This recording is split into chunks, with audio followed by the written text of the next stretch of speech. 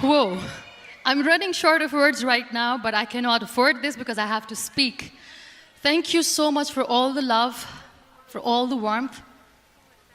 Thank you for accepting me. Thank you very much. Well, I always start my talk with a disclaimer. And that disclaimer is that I've never claimed to be a motivational speaker. Yes, I do speak, but I feel more like a storyteller because wherever I go, I share a story with everyone. Well, it is a story of a woman whose perfectly imperfect life made her who and what she is today. It's the story of a woman who, in pursuit of her dreams and aspirations, made other people realize that if you think that your life is hard and you're giving up on that because you think your life is unfair, think again. Because when you think that way, you are being unfair to your own self. It's the story of a woman who made people realize that sometimes problems are not too big. We are too small because we cannot handle them.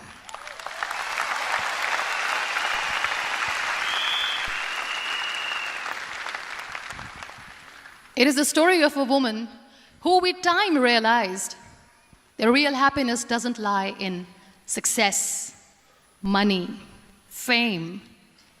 It lies within. Real happiness lies in gratitude. So I am here, and I'm going to share the story of that woman. That is my story. The story of gratitude.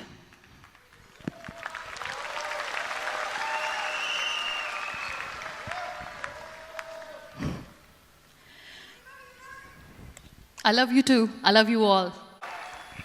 I believe in the power of words. Many people speak before they think. But I know the value of words. The words can make you, break you, they can heal your soul, they can damage you forever. So I always try to use the positive words in my life wherever I go. They call it adversity, I call it opportunity. They call it weakness, I call it strength. They call me disabled, I call myself differently abled. They see my disability. They see my disability, I see my ability. There are some incidents that happen in your life, and those incidents are so strong that they change your DNA. Those incidents or accidents are so strong that they break you physically. They deform your body, but they transform your soul.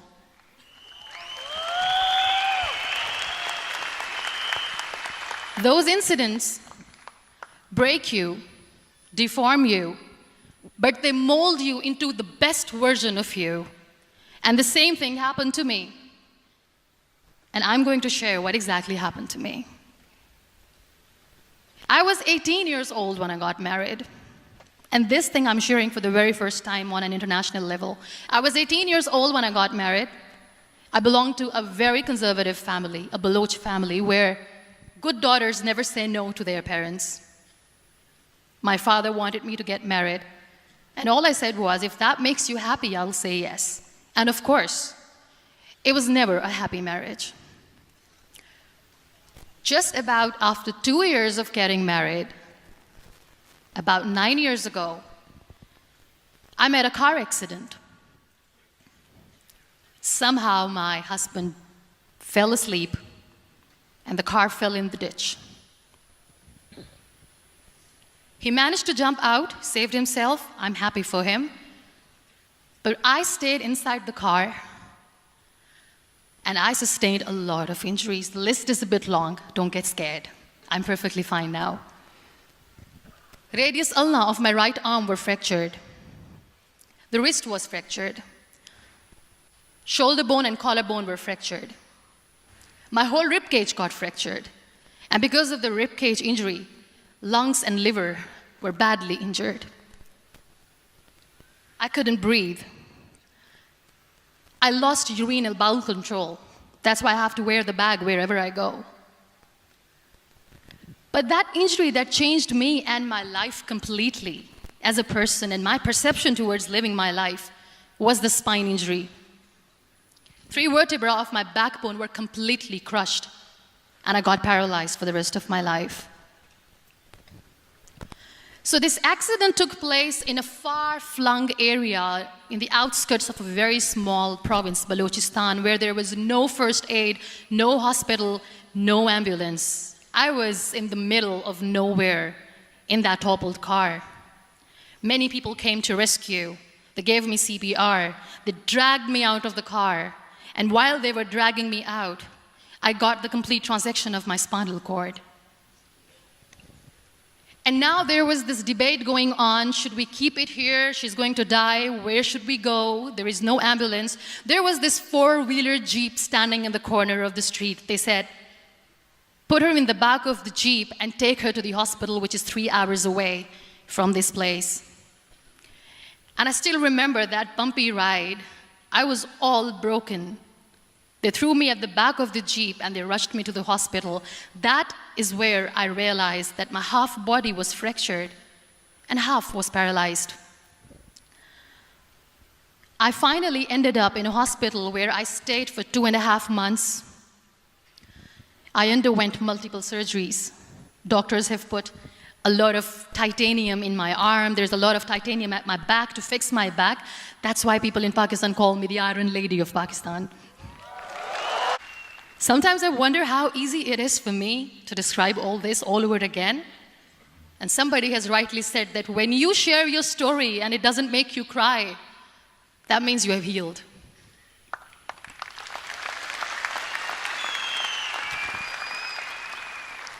Those 2.5 months in the hospital were dreadful. I will not make up stories just to inspire you. I was at the verge of despair. One day, doctor came to me and he said, well, I heard that you wanted to be an artist, but you ended up being a housewife. I have a bad news for you. You won't be able to paint again because your wrist and your arm are so deformed, you won't be able to hold a pen again. And I stayed quiet. Next day, doctor came to me and said, your spine injury is so bad, you won't be able to walk again.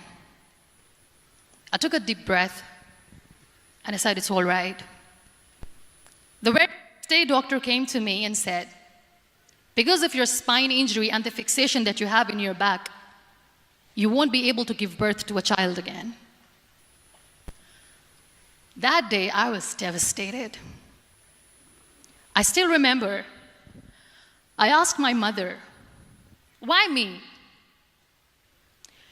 And that is where I started to question my existence. Why am I even alive? What's the point of living? I cannot walk, I cannot paint, fine, I cannot be a mother. And we have this thing in our heads, being women, that we are incomplete without having children. I am going to be an incomplete woman for the rest of my life. What's the point? People are scared. They think I will get divorced. What is going to happen to me? Why me? Why am I alive? We all try to chase this tunnel. We all do this because we see light in the end of the tunnel, which keeps us going. My dear friends, in my situation, there was a tunnel that I had to roll on, but there was no light. And that is where I realized that the words have the power to heal the soul. My mother said to me, this too shall pass. God has a greater plan for you. I don't know what it is, but He surely has.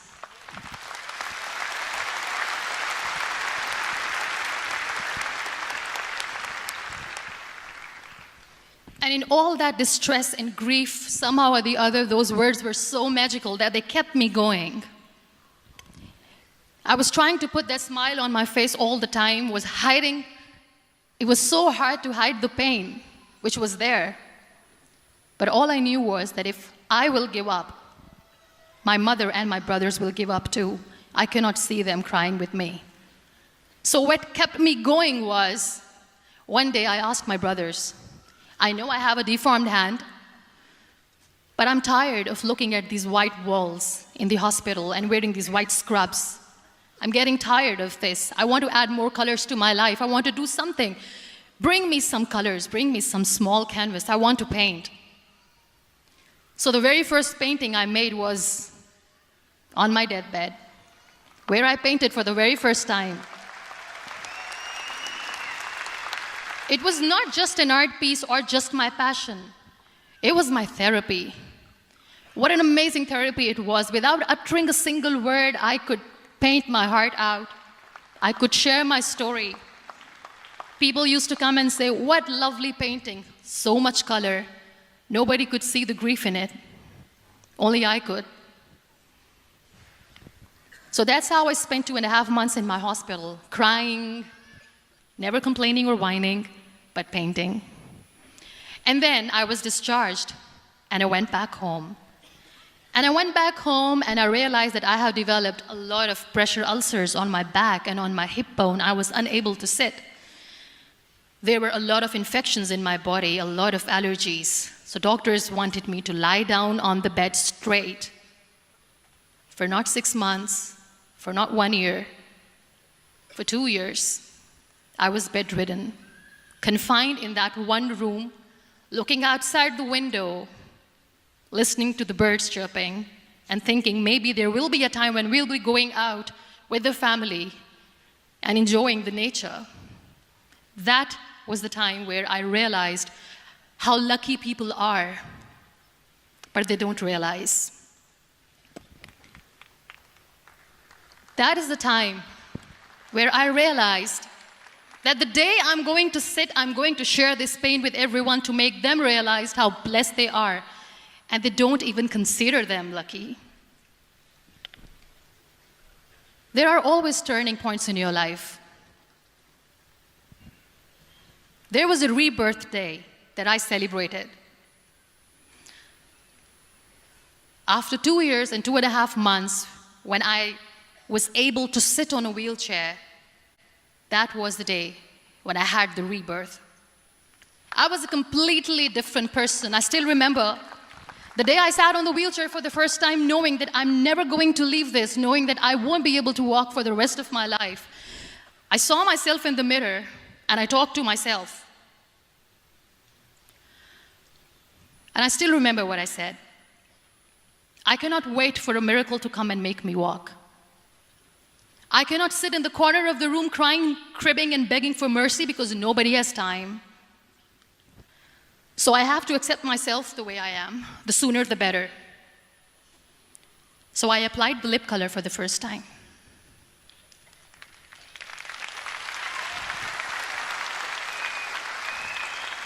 And I erased it. And I cried. And I said, what am I doing? A person on a wheelchair should not do this. What will people say? Clean it up. I put it again. This time I put it for myself. Because I wanted to feel perfect from within.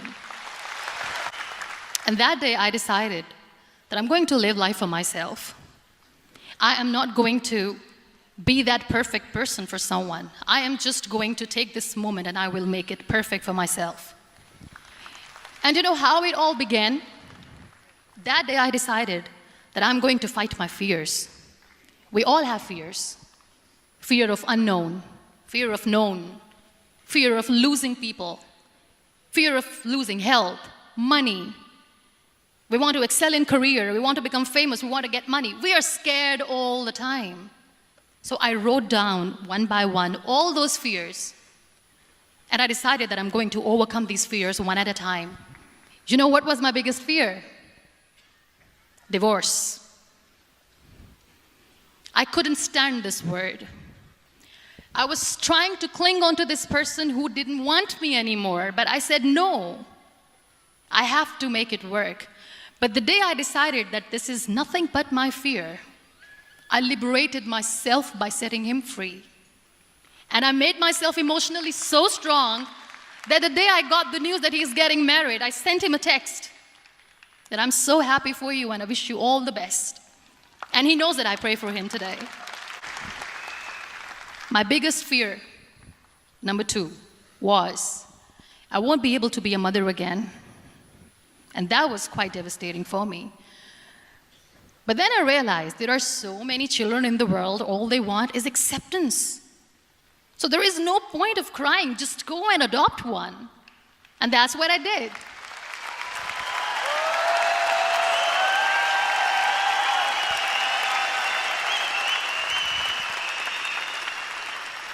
I gave my name in different organizations, different orphanages. I didn't mention that I'm on a wheelchair, dying to have a child. So I just told them that this is Muniba Mazari and she wants to adopt a boy or girl, whatsoever, but I want to adopt a kid. And I waited patiently. 2 years later, I got this call from a very small city in Pakistan. I got a call and they said, "Are you Muniba Mazari? There is a baby boy and would you like to adopt?"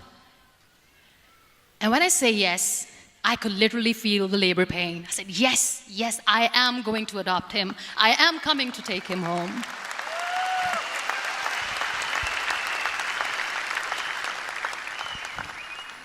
And when I reached there, the man was sitting and he was looking at me from head to toe. And in back of my head, I kept thinking that, oh my God, he is going to say she's on the wheelchair, she doesn't deserve it. How is she going to take care of him? And I looked at him and I said, "Do not judge me because I'm on the wheelchair." But you know what he said? He said, "I know you will be the best mother of this child. You both are lucky to have each other."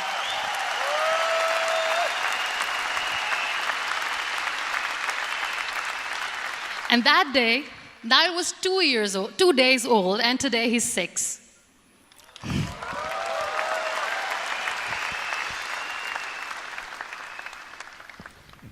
You'll be surprised to know another bigger fear that I had in me. It was facing people. I used to hide myself from people. When I was on bed for 2 years, I used to keep the door closed. I used to pretend that I'm not going to meet anyone, tell them that I'm sleeping. You know why? Because I couldn't stand that sympathy that they had for me. They used to treat me like a patient. When I used to smile, they used to look at me and say that, "You're smiling, are you okay?" I was tired of this question being asked, "Are you sick?" Well, a lady yesterday at the airport asked me, "Are you sick?" And I said, "Well, besides the spinal cord injury, I'm fine, I guess."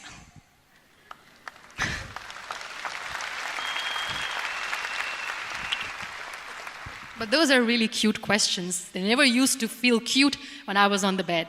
So I used to hide myself from people, knowing that, oh my God, I'm not going to see that sympathy in their eyes. It's all right.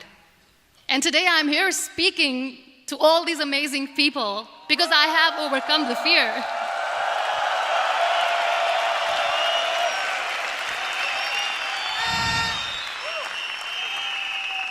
You know, when you end up being on the wheelchair, what's the most painful thing? That's another fear that people on the wheelchair or the people who are differently abled have in their hearts, but they never share. I'll share that with you. The lack of acceptance. People think that they will not be accepted by the people because we, in the world of perfect people, are imperfects. So I decided that instead of starting an NGO for disability awareness, which I know will not help anyone, I started to appear more in public. I started to paint. I always wanted to. I have done a lot of exhibitions. I'm Pakistan's first wheelchair-bound artist. I have done a lot of modeling campaigns, different campaigns for brands like Tony and Guy.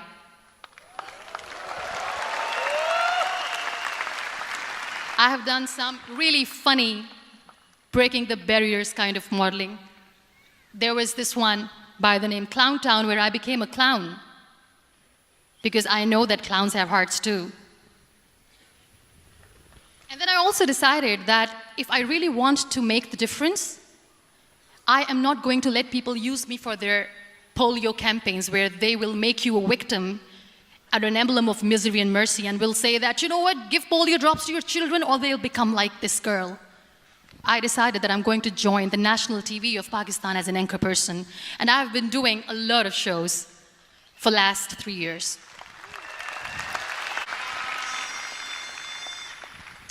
So when you accept yourself the way you are, the world recognizes you. It all starts from within. Thank you. I became the National Goodwill Ambassador for UN Women Pakistan, and now I speak for the rights of women, children. We talk about inclusion, diversity, gender equality, which is a must. I was featured in BBC 100 Women for 2015. I'm one of the Forbes 30 under 30 for 2016. And it all didn't happen alone. You all are thriving in your careers. You have bigger dreams and aspirations in life. Always remember one thing. On the road to success, there is always we, not me. Do not think that you alone can achieve things. No. There is always another person who is standing behind you, maybe not coming on the forefront, but behind you, praying for you and supporting you. Never lose that person. Never.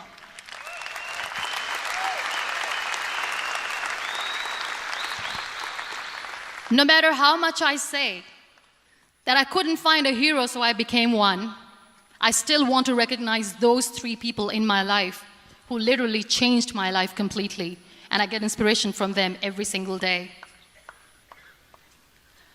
Waleed Khan. Many people know about the terrorist attacks in Pakistan. We have lost many people. And I'm sharing this with a very heavy heart because we actually have lost a lot of people in this huge turmoil of terrorism. These people are barbarians. They do not see people. They're even worse than animals. They have killed people in mosques. They have killed people in churches, temples, even in schools. There was this terrorist attack in Army Public School, Peshawar, where these terrorists entered in an examination hall and they killed our children. And in that attack, that day, this beautiful boy, Waleed Khan, who was my hero, my real life hero, was the proctor who was taking care of the students, was keeping an eye on the students. Those barbarians shot him 3 times in the face, 5 times on his body, and he fell down. I was asked to give a talk in the school after a week of that terrorist attack. With a very heavy heart, I went there and I spoke. We sang a few national songs. I thought that maybe I've done my part, but deep inside, it was killing me. I could see children injured. I could see children sitting on the wheelchairs looking at me wondering, what next? What was our fault? Just because we were here to give examination, we have been shot. So many people, so many children lost their friends. Their classrooms were empty. The next day they went to the classroom. So this kid, Waleed Khan, I was asked that he is in a hospital right now, and you have to go and see him and motivate him and tell him that it's going to be okay. And when I saw Waleed Khan coming on the wheelchair for the first time in front of me, face was all deformed. His leg was fractured, his arm was fractured. He couldn't talk, he lost his teeth. He cannot sneeze, he cannot smell. He cannot eat. And I kept thinking, what should I say? That everything is going to be all right? No, nothing is all right. And while I was juggling with the words, what to say, what not to say, this beautiful child, Waleed Khan, came to me and he said, "Are you Muniba Mazari?" I said, "Yes." He said, "Baji, let's take a selfie."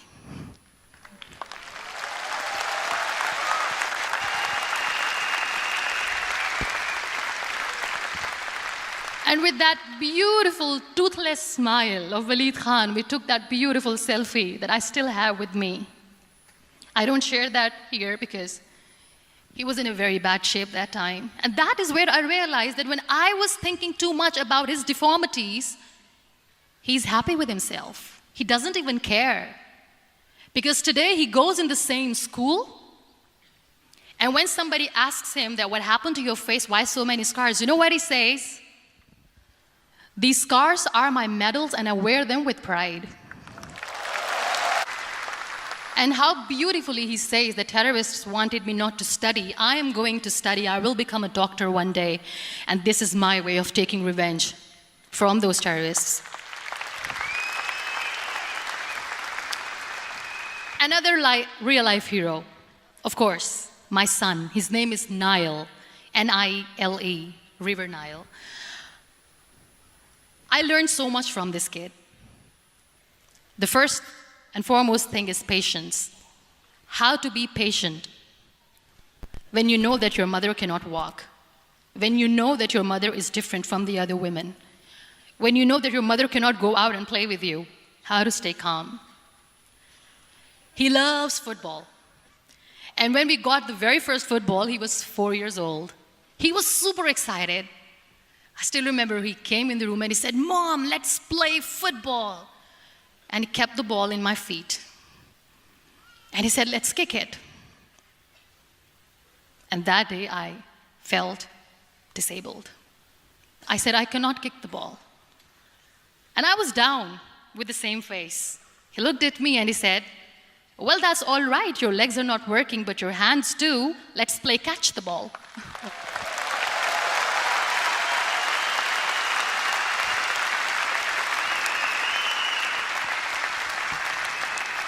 You know what? That day he made me realize that when you think your glass is half empty, come on, your glass is half full. It's all in here and here. Last but not least, the woman who made me realize that heroes have no gender. The woman who believed in me even when I was completely at the verge of despair, where everybody left, she was there. And every time I looked at her, without saying anything, she used to look at me and said, "This too shall pass. God has a bigger plan. And one day you will say that, oh my God, that is why God has chosen me." She never cried in front of me. She has always said that there will be haters, there will be naysayers, there will be disbelievers, and then there will be you proving them wrong. My mother.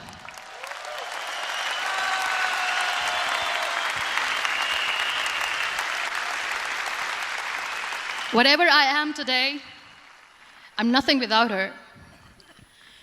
I'm nothing without her. Thank you, Mama. I wish you were here. Thank you for making me who I am today.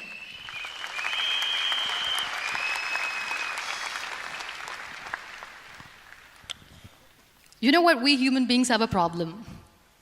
Out of many problems, there is one more, and this is a self-created one.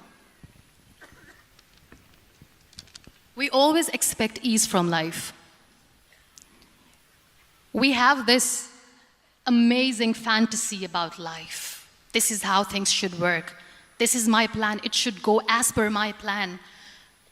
If that doesn't happen, we give up. So my dear friends, let me tell you one thing.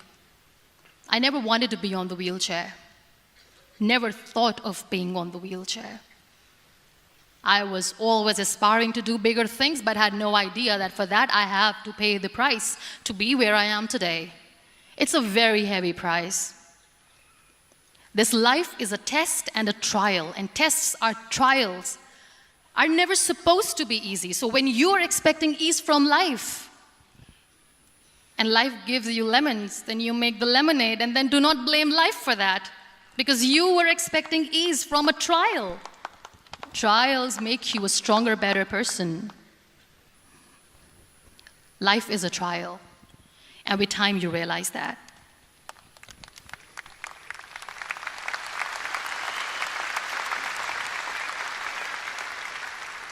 It is okay to be scared.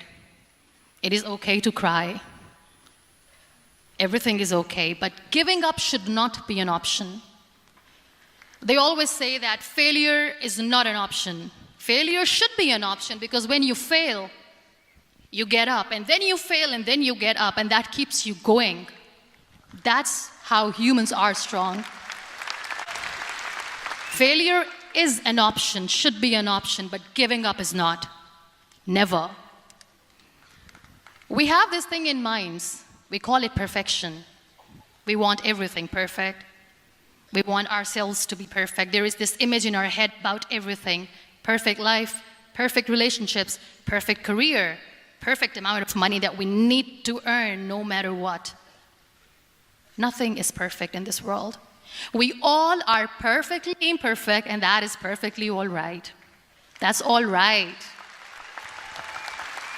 We were sent here not to become the perfect people, Those people who tell you how to look perfect, even those people are imperfect. Trying to fight this fear of looking imperfect. I used to be perfect. I still remember. I got this compliment years ago when I used to walk. Oh my God, look at you. You're fair, you're tall, you're perfect. Look at me now. You're still perfect. Only the perfect eyes can see that. Only the perfect eyes will see that. Only the perfect eyes will see that. So yes, in all those imperfections, you have to listen to your heart. You don't have to look good for people. You don't have to be perfect just because other people want you to be perfect. If your soul is perfect from within, that's all right. This is all what you want. This is all what you need to be. Our society has made very weird kind of norms to look perfect and great. For men, it's different. For women, it's different. We think too much about what people say. We listen to ourselves too little. You know what makes you perfect? When you make someone smile. You know what makes you perfect? When you try to do something good for the people around you. You know what makes you perfect? When you feel someone's pain. And how beautiful pain is that it connects you with people. No other medium can connect you with others but pain. That's why I always say that I'm in pain, and that's a blessing in disguise for me. Today, just because I'm in pain and I'm on the wheelchair, I work for children. Being the head of CSR for a company, we conduct medical camps in far-flung areas of Pakistan where so many kids die because they don't have medical facilities. And I personally believe just because they cannot afford to live doesn't mean we'll let them die. So we give them money, we give them medical treatment, we try to heal their wounds, physical and emotional. And I also work for the beautiful people, we call them third gender, the transgender community of Pakistan. You know what connects me with them? All my imperfections. When I go and I hug them, they never judge me. And this very good friend of mine, her name is Bijli. Bijli means electricity. She calls herself electricity. And I said, are you electricity? She says, no, I'm lightning. I'm as strong as lightning. Because we have very bad power outage, so she doesn't want me to call her electricity. So she says, I am very strong. I'm thunder, I'm lightning. She came to me, and the first time I hugged her, she said, you are just like me. And I said, yes, I am like you. Because to people, we are so imperfect. So how beautiful these imperfections are, that because of these imperfections, you can connect with people. Then why are we all running after being perfect? What's the point?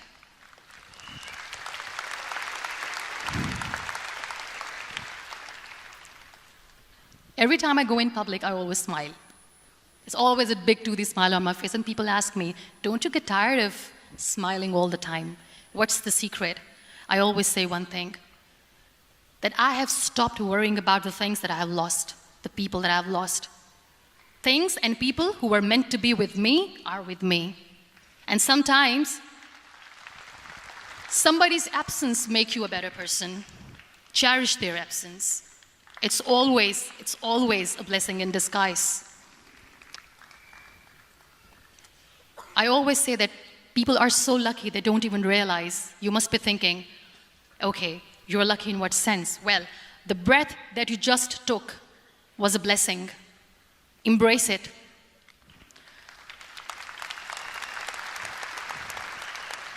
There are so many people in the world who are dreaming to live a life that you are living right now. You have no idea. Embrace each and every breath that you are taking. Celebrate your life. Live it. Don't die before your death.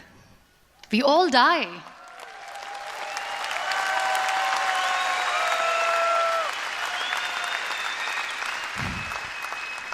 We live this one routine of a day for 75 years and we call it life. No, that's not life. If you're still thinking why you have been sent here, if you're still juggling with the concept of why you are here, you haven't lived yet. You work hard, you make money, you do it for yourself. That's not life.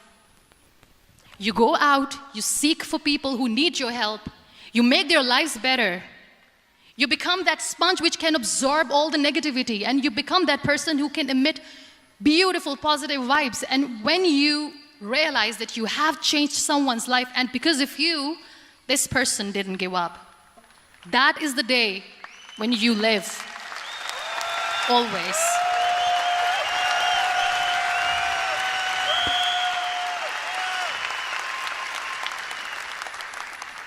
We were talking about gratitude, why I smile all the time. I cry all night when nobody sees me, because I'm a human and I have to keep the balance. And I smile all day because I know that if I will smile, I can make people smile. That keeps me going.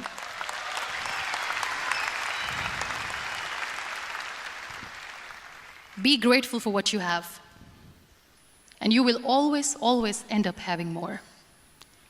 But if you'll cry and if you'll crib for the little things that you don't have or the things that you have lost, you will never ever have enough. Sometimes we are too busy thinking about the things that we don't have that we forget to cherish the blessings that we have. I'm not saying that I'm not healthy and that makes me unlucky, but yes, it is hard. It is hard when I say that I cannot walk. It is hard to say when I wear this bag. It hurts. But I have to keep going, because never giving up is the way to live, always.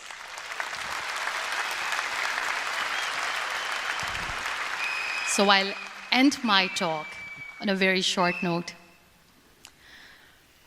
Live your life fully. Accept yourself the way you are. Be kind to yourself. Be kind to yourself. I'll repeat, be kind to yourself, and only then you can be kind to others. Love yourself and spread that love. Life will be hard. There will be turmoils, there will be trials, but that will only make you stronger.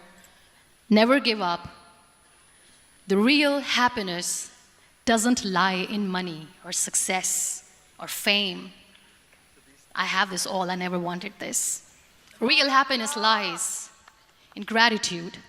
So be grateful, be alive, and live every moment. Thank you so much, everyone. Thank you.